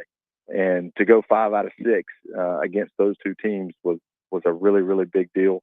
then we did what you really have to do if you're going to sweep LSU. They've got a couple of really, really good relievers, and we were able to get leads early in each of those games and not allow them to get those relievers in the ball game to try to close us out. And that was a testament to our pitching staff of being able to hold them and that their offense, which is dynamic, early and really throughout the game. I mean, that was the definition of the series was really what our pitching staff did, but also to our offense to be able to get on the board early and put pressure on them that they were always playing from behind. These numbers for Dutton, Coach, I went through them a little bit before you hopped on, but an ERA at 2.37. I mean, yep. You don't do that by accident. No, I hope there's some young men listening to your program when I make this next statement, and I guess even more so than the young men, I hope there's some dads that are out there listening to this. But Sammy Dutton is not even close to being the hardest thrower on our team, much less this league. But he has command, and he throws strikes, and he throws strikes, and he throws more strikes, and he does it with 4 pitches. And it's a fastball. It's a occasional changeup. He's got a cutter. So really, he can throw 5 because he's got a cutter and a slider. Then he's got a big overhand curveball, and he plays a game where he'll speed you down and speed you up and then slow you down, speed you up, slow you down, and you never know what's coming, and you can't eliminate anything because nothing's for a ball. And he can command, and it's not how hard he throws; it's that he can command the baseball. And if you look around our league, and I don't have time to go through them all right now, I won't say almost most, but most of the guys that are really having a lot of success can throw multiple pitches for strikes. They can layer, they can land an off-speed pitch in the hitter's count. They can really have a bigger, slower pitch, whether that's a good changeup or if it's a bigger curveball. And a lot of guys that are throwing, 96, 97, and it's hard and it's a hard slider, and that's what they're doing, and they can't command them. They're getting hit. And the guys that can really command the baseball and layer their pitches, they're the ones that are having a lot of success, and Samuel Dutton is a prime example of that. And he is unflappable. He does not get rattled. So when you say layer, that's at different levels, right? That's what? When you say layer, that means that you're pitching high, low, middle, side, and different. What do you mean by layer? And different speeds. Sammy Dutton's got a fastball anywhere really from maybe 91, 92 to about 95, which is firm. But in this day and age, that's that's pretty average. And he doesn't really pitch at 94, 95. He pitches from really 91, 92 and touches some 93s. That's where he pitches. But the cutter is in 86, 85, 86, 87. The changeup is 80 to 83. And then the big breaking ball is about 75. And it just never allows a hitter to get timing. It just never does. He can throw the fastball in. He can throw the fastball out. He can speed you up by throwing the fastball in, and then he dumps that breaking ball that's 20 miles an hour slower than the fastball in on you, and it just makes it hard. I use this example with our team a lot, and this is a crazy example. If you're not a fisherman, I apologize, but if 50 years ago you went fishing and you want to use an artificial bait, you probably used a plastic worm because there wasn't much else out there. There's a lot of plastic worms, and it caught fish. And today, you've got 9 million lures to choose from. But on any given day, the plastic worm's going to catch the most fish. And I use that to say in pitching, for 100 years, everybody if you can throw a fastball to both sides of the plate and locate it and then throw a couple off-speed pitches for strikes, you're going to get people out. And then now we've got all these analytics, which are useful and great, and everybody's trying to get induced vertical break and sweepers and arm angles and slow the camera down. And it's like, man, can you throw a fastball? Can a young man throw a fastball to both sides of the plate? And can he throw an off-speeder pitch or two for a strike? And if he can do that, he will get out. And if you can't do that, you're probably going to struggle. I don't even know if I could spell some of the stuff you just said. But you answered my question that I was going to ask. What is different what is different now than when you first started? And basically you say the same things win as always won, right? It does. How it's taught a little bit different. You can get, I think too many people get lost in the weeds a little bit, but yes. And the players, I mean, even 10 years ago, the players weren't trained on all these analytics. And now by the time they're in the 9th or 10th grade, most of them, they've been hooked up to a slow-mo camera, and they know every angle of what their pitches are doing and the metrics of them. And so you have to talk a little bit different language, but at some level, it always gets down to competing and command. And every once in a while, you have a guy whose stuff is just so good, maybe he doesn't have to do that. I know there's a guy or two in the big leagues, they just line up down the middle and let him throw his stuff, and it runs all over the place, and it's so dynamic that hitters have trouble hitting it. But for the average high school and for the vast majority of college players, that's not the case. And hitters have now had, and this is another difference, hitters have had 10 years of nothing but pitchers trying to chase velocity. And guess what? If you throw 97, we can hit it. And you better have something else to offer to get us off that 97 and get us on something else. And then maybe the 97 plays. But if you're going to stand up there and throw it as hard as you can and not have command of it, somebody's going to lose it for you. How many guys do you see in the SEC regularly in the upper 90s? Is it, I mean, you tell me, Coach, how often on a weekend do you see that gun hitting 97 plus? Every team that we have played so far has had at least one, and I would say most is in the 2 to 4 range, and I would say even more than that can't throw it in the ocean yet and are not pitching. Yeah. That happens. I know Georgia ran 3 straight relievers out against us that were all 97 to 99 in one game, like one right after the other, and they had a starter in Curley that can do the same thing. We've got them over there in our bullpen, and guys that can't throw it in the ocean yet, that aren't pitching, that can really, really run it up there. But I would say that almost every staff in the SEC is going to have anywhere from, let's just say, 2 to 5 or 6. And it's just we have pitch machines that can mimic it. The guys see it in their fall, they see it in the preseason, and once we get into conference, they see it every weekend. And yes, it still gets out. There's no doubt about it. But if you throw that hard and you can't command anything, it's a problem. I'm glad you mentioned Georgia because I've seen a little bit here this spring, Coach, but Georgia's staff in particular, it feels like they just rotate them and rotate them. Those innings across that board and I wonder whether or not we might be seeing a trend here in college baseball moving forward, just because of so many guys throwing so hard and trying to save them up for the right time, which is here in late May and early in June. There's no doubt, and that's across baseball. You've seen that in the big leagues where the starting pitcher just rarely goes longer than really 4 to 6 innings. That's about the size of it. And you asked me earlier, and I'll bounce back to this about what's changed. Yeah, you just go back to when I was playing. If you could throw 95, and there's plenty of guys that could. Most pitching coaches were like, hey, you can't sustain that for 7 or 8 innings, and we need you to go deep in the game. We're going to teach you a sinker, and we want you to pitch at 92, 93 with this sinker. We want you to get early out, get the ball on the ground, and get weak contact so you can pitch deep into a game.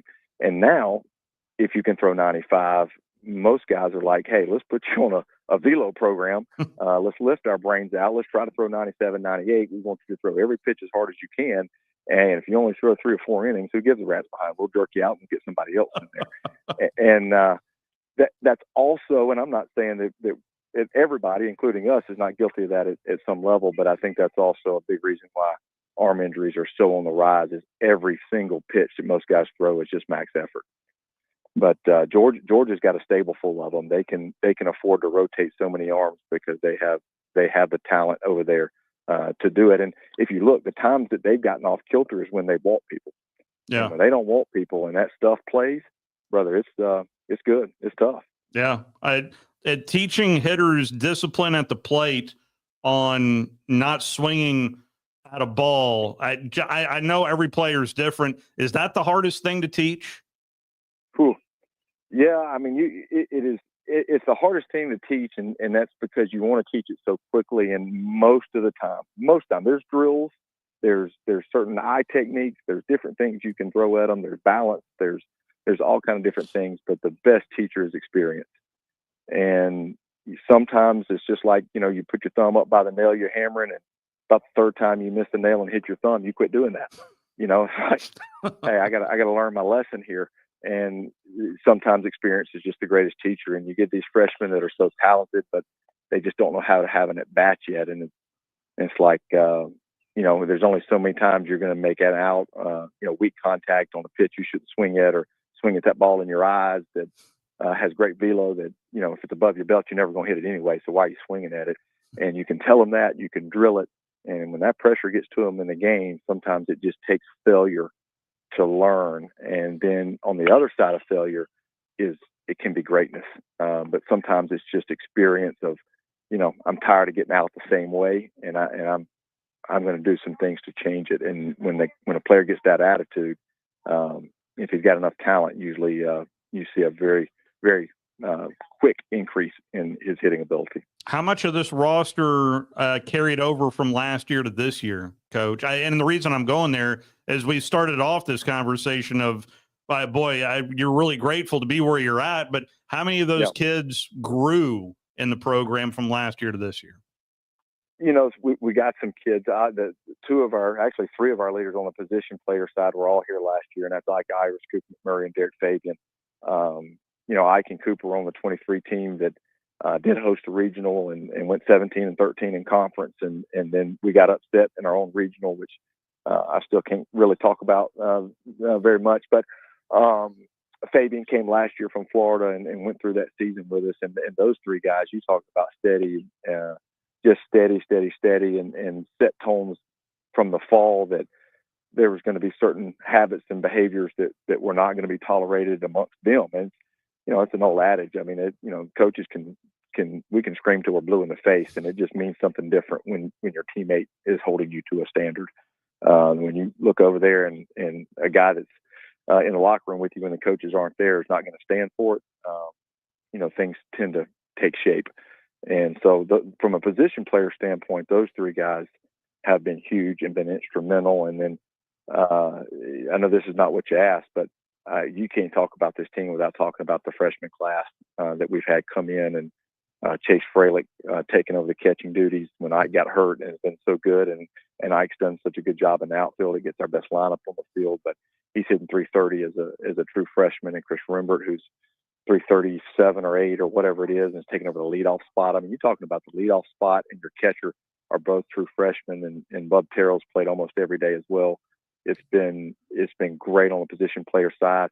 You saw Christian Chatterton start the last game against Tennessee. He started early and had, I think, 3 straight shutouts on Tuesdays after he struggled a little bit. We've got him back in the weekend rotation. Andreas Alvarez as well. Like that, there's been some additions that have really, really helped us a lot. Not to mention Samuel Dutton, who came in and has been our Friday night guy, and we have won Friday night ball games. I think the only 2 Friday nights we hadn't won are the 2 sweeps, and I could be wrong about that, but I think that's true. No, you're spot on, Coach. And I at least wanted to end the conversation with, I know I've asked you in the past about Bob Uecker, and I know, Coach. I know. I had the good fortune of being a part of the Braves radio network back in the 90s, and one of my lasting memories is seeing Skip Carey, Pete Van Wieren, and Bob Uecker sitting at a table, and every other word is a word I can't say over the air. So that's you. So the passing of Bob Uecker, I wonder what that did to you playing for the Brewers back in the day. Well, to be honest with you, I'm really glad you asked me. I've not really had a chance, and not that I'm need to be heard publicly, but any public forum does to say anything about Uecker. But he was absolutely one of my favorite people in baseball, one of the most genuine human beings that I've ever been around in my life. He comboed 2 things which were so rare to find, and that was ultimate confidence in what he did, and also great humility. And that was such a breath of fresh air. His wit, obviously, is well documented. When I was in Milwaukee on off days on the road, there was a group of us that would get together and play golf, and he was always part of that group, and we'd play in the mornings and then eat lunch, and we'd be at 2 or 3 different tables, and by the end of it, everybody was at one table circled around Uecker and listening to him tell stories, and it was just it was a wonderful time a couple years in Milwaukee. Euchre helped make it so, and he is going to be dearly missed by a ton of people, including myself. It just, I'm so far removed from my career, but at the same time, when I thought about him and when he passed, it just, man, I could just feel like I was right back in some of the conversations we had. What a wonderful human being, and yeah, I'm going to miss him. I on purpose would every time they would feature him on MLB Network, they did that a couple of times, really over the last decade, and I would just something about a Scully game, a Euchre game. There are certain guys where you just like stop and want to listen to every syllable. It was unbelievable. I'll tell you this, and your listeners probably don't know this, and if they're not about our age, they probably don't even know the movie Major League. He told us that they did not give him any script to any of his lines in that movie, and that they told him the situation, they told him what was happening, and then he made it up as he went along. And that just, what a treasure that man was. He just absolutely a funny individual, and usually that comes with humility too. He was able to be self-depreciating or appreciating, or however that term goes. Yeah. And kind of make fun of himself, and it just came across so awesome. But he was, man, he loved the Brewers. He really took care of us while we were there, and was just always there with a smile, and he's one of the rare guys too at that, broadcasting. He never said a bad word about a player, ever. No matter what the player did, he was not going to say a bad word about him. And I remember my parents saying how much they appreciated that watching our games, and I asked him and told him that. I said, well, I played. I know how hard this game is, and I'm not going to say anything bad about somebody attempting to play it. And I don't know. Euchre was just awesome. Love him to death. Yeah, no, I mean that's so well put too, because he is one of those rare guys where if you said that he was a former player, and of course he made that very well known, but at the same instance, he's a Hall of Famer. Just you cannot tell the story of Major League Baseball without Bob Euchre. Amen. Coach, I can't thank you enough for hopping on. Best of luck down the road. I know South Carolina, Paul Maneri, the once retired individual is not retired anymore. I tell you what, I love Paul. He's great. A tornado could have come through my house that night, and I wouldn't have been more surprised when he came out of retirement to take that job. I thought he had enough, and but he, the fire still burns, and he'll, whether it's this year or not or whatever, he'll have South Carolina where they need to be in short order. He's a great coach. Coach, best of luck down the stretch. I know, it was South Carolina, then Ole Miss, but as well as that midweek game against Jack State coming up as well. So it's we got 7 left, and every one of them is important. We would love to bring postseason baseball. Number one, we'd love to play postseason baseball. We still got to win some games to make sure that happens, and then we would love to play postseason baseball at Auburn, and that makes all 7 of those games just monstrously important. I hear the bats swinging in the background, Coach. So yeah. Appreciate the time, Coach. Absolutely. Y'all have a great one. You too. That is Coach Gabe Gross, who, as I mentioned, did play for the Milwaukee Brewers, as well as the now defunct Oakland Athletics. They're just the Athletics this year and next year before they turn into the Las Vegas Athletics. But opened up as a Toronto Blue Jay for a couple of years, then the Brewers, Rays, and Athletics for his tenure there in the MLB. But anyway, just always fun to talk Bob Euchre. And the fact that they did not give him a script does not surprise me one bit. Not one bit. Guy was talented. I mean, he was one of the funniest people I've ever known. Every time he was on the Tonight Show, that was a must-watch. That was a must-watch. My favorite line has always been, hey, Bob, how long does an order of bats last? He says, usually 6 to 7 cookouts, however what I'm cooking. Someday send me something with the handle of both ends. Yeah. But there's way too many stories for Bob Euchre, other than what's the best way to pick up a knuckleball? Wait till it stops rolling, go back and pick it up. Top of the second, it is scoreless between the Reds and the Braves. Chris Sale on the mound tonight for the Bravos. Let's go ahead and take our first time out. Final call for phone calls on the other side before we JIP those Atlanta Braves. You're listening to The Drive with Wes Neighbors and Steve Moulton on 97.7 ESPN The Zone. Mike Rowe here with a quick question. Is your concrete sinking? Whether it's your driveway, sidewalk, or patio, those uneven surfaces are not just ugly, they're dangerous. That's where AFS comes in, a groundworks company. They use state-of-the-art concrete lifting solutions to prevent tripping hazards, and they're the best at what they do. Schedule your free inspection at afsrepair.com/row. And while you're there, check out my latest dirty job. It's a good one. Licensed in all states where work is performed. See website for details. Hey folks, this is Arthur Seaton, managing partner at University Kia, proudly saying Roll Tide and War Eagle.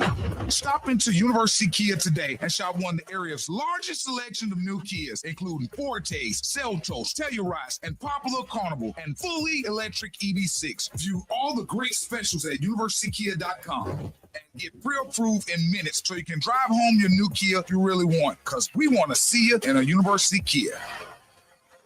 Would you call a plumber for a root canal? The same goes for selling your timberland or farm.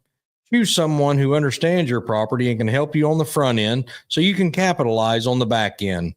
I am Bo Butler with Southland Realty and Auction. As a guide, I have put many hunters in position to take a shot. It's time for you to take your shot. Let's talk about putting you in position to sell your property. Call me at 256-609-0512. Remember, Bo knows land.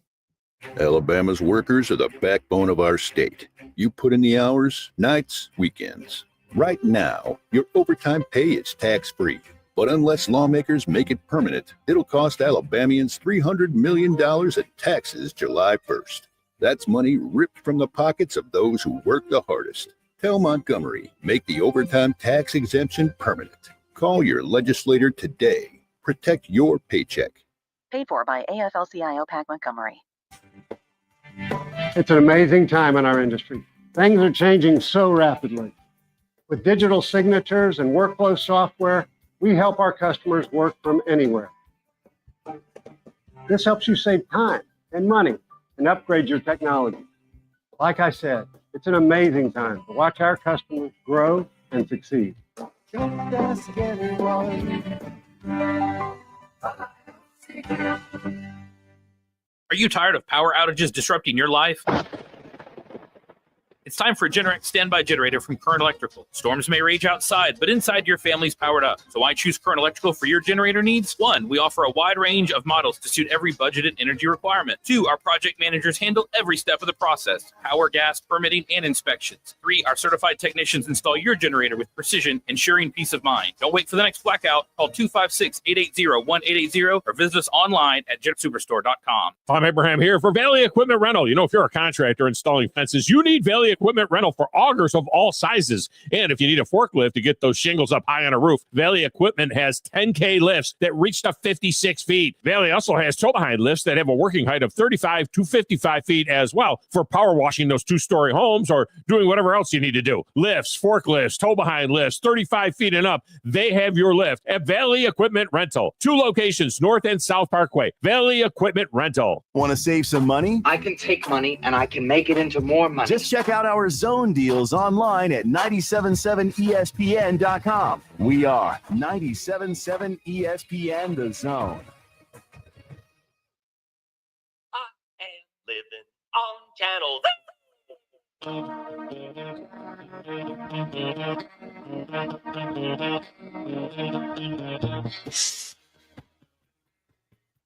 Well, you play this, makes me think about Alabama taking on Georgia this weekend. B-52s started in Athens, Georgia. That's right. Along with REM in that same time realm. But a big weekend series in college baseball, a big series, is this weekend with Alabama taking on Georgia. We're watching Chris Sale in the studio here. By the way, we'll be at Baumhauer's Victory Grill coming up tomorrow. Looking forward to that. And I'll tell you what, you could do a lot worse than to just find out where these guys are at during the drive and just order dinner from there. Thursday, full moon. Thursday's full moon. We recommend the D'Armond. Yes, we do. Just go up there and ask for the D'Armond. Grilled cheese Although on Texas toast. I found with out pulled pork. D'Armond's got another. D'Armond. Yeah, a dozen. He had a craving, I guess, yesterday over at another sandwich shop that doesn't advertise with us. So I'm not going to give him a free shout out like they did this morning on the morning show. Let's just say it bit back. So that's in a big way. Yeah, it's one of those sandwiches that's good for like January or February. Yeah, and you will go outside in your shirt sleeves. Yeah, kind of. Drew always orders spicy stuff, and he's always floored that it's spicy. Well, some people just love the feel of hitting their head against the wall because it feels really good when you stop. That explains it. That's Drew D'Armond. My grandfather used to say there's 3 ways people learn. Some people learn by reading. Some people learn by observing the actions of others. And some people just have to pee on the electric fence for themselves. Yeah. I guess that's right. Zip up, Drew. Yeah. So, Drew, really hope you're not eating spicy food right now again.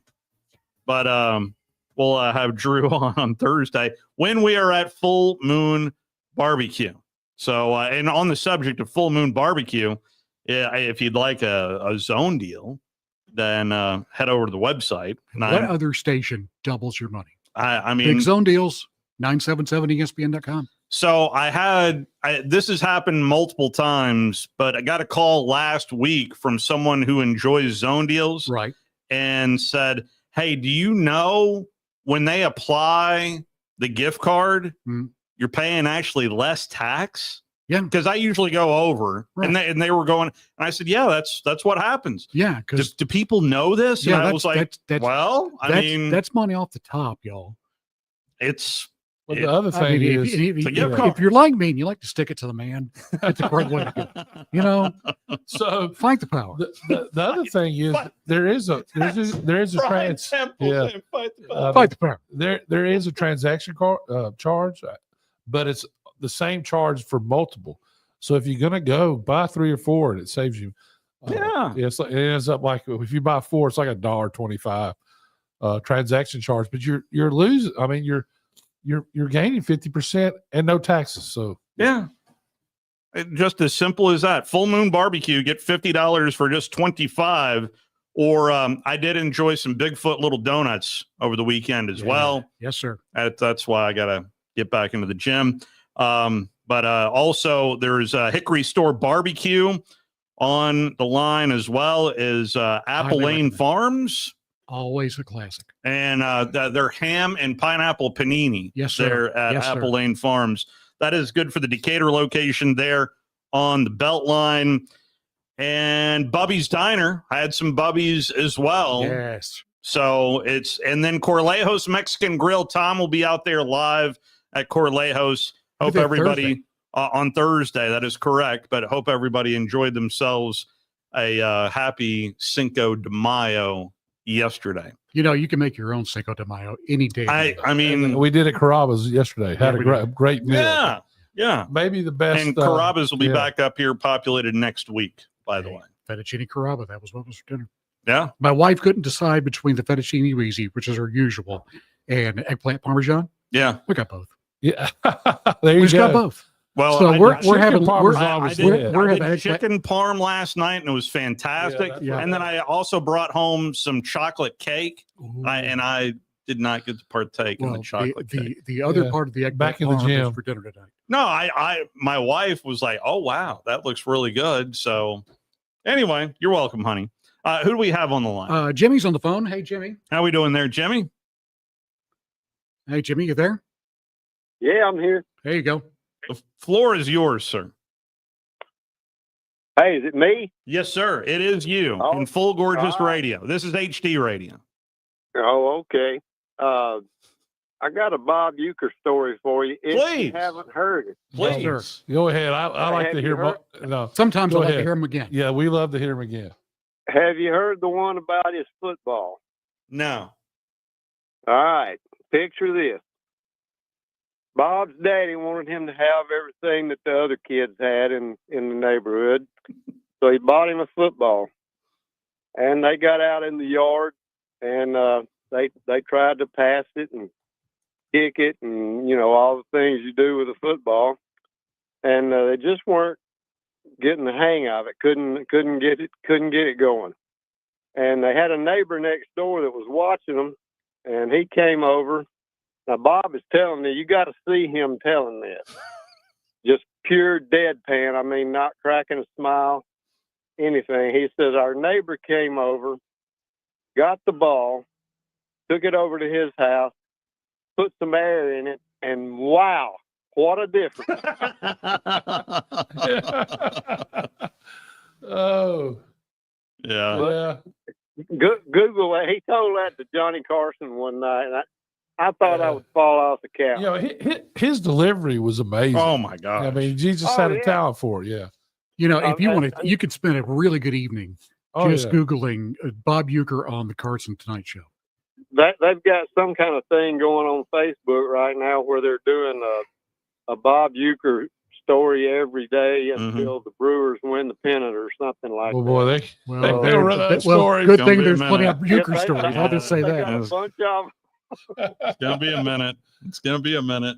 But that was a classic. I loved him. He was a great guy. I loved listening to him. The light beer commercials and the Carson things and all that. He was just. I hated to see that he passed. Yeah, I did too. I did. But in classic Uke form, he the way he would want to go is early January before spring training. I mean, I could just I could just see him being okay. I'm good with that. So it's kind of like the old Bino-ism of it's okay to take me, just don't take me before the end of the season. There you go. Yeah, just a hair out. I did that and I will continue to do that to just honor Uke every time that I do either a softball or a baseball game. Did it this year for UAH, and I'll continue to do that anytime they let me. Yeah. Yeah, you got to keep it up. Just a bit outside. That's exactly right. That's exactly. Thank you, Jimmy.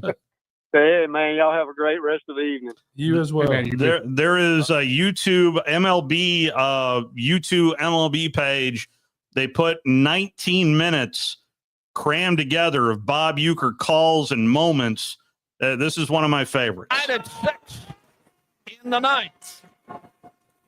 And the pitch.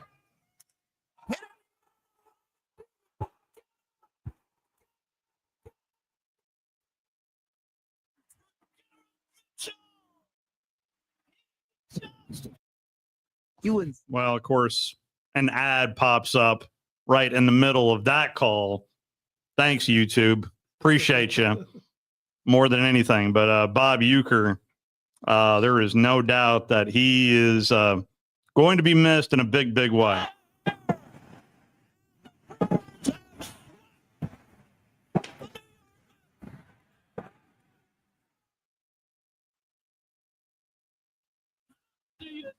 This one. 54th home opener in his career, 90 years young. One of a kind, isn't he? And that would have been his last opening day that they were featuring him from last year. Again, MLB on YouTube for that. It is bottom of the second. It is still scoreless, but did I notice a couple of Braves on the bags right there? There was an inside the park home run last night for the Atlanta Braves as they won it last night 4-0. Yeah, runners on second and third with 2 outs. That's Sean Murphy and Eli White. Ground rule double. Thank you. I know you to say. Yes, I know it. And Michael Harris. It's hard for me to talk baseball. I told y'all. Up at the plate right now. It'll be football season soon. Yeah. It will. And really. And again, where did I put it? I put the game notes somewhere on my page here. Wes always enjoys these. This is game number 35 for the Atlanta Braves. Home game number 16, as the Braves are now 2 games under 500 and still 6 games back of first place Metropolitans there in the NL East. The Reds are at 18-18. They're tied for second place, 4 games back of the first place Chicago Cubs. Yes, Chicago Cubs. Reds just got out of it. So we are going to head to the Braves radio network on the other side of this timeout. They'll head to the third in a scoreless game up in Marietta, Georgia. Our friend Penningham is in the on-deck circle. We'll be there in about 3 minutes and pick up with the Atlanta Braves. Talk to you tomorrow from Baumhauer's. You're listening to The Drive with Wes Neighbors and Steve Moulton on 97.7 ESPN The Zone. Specializing in simple and affordable rentals, McCurry Van and Car Rental can make sure you have just the right vehicle for your next family vacation, weekend getaway, or if you just need transportation while your vehicle is being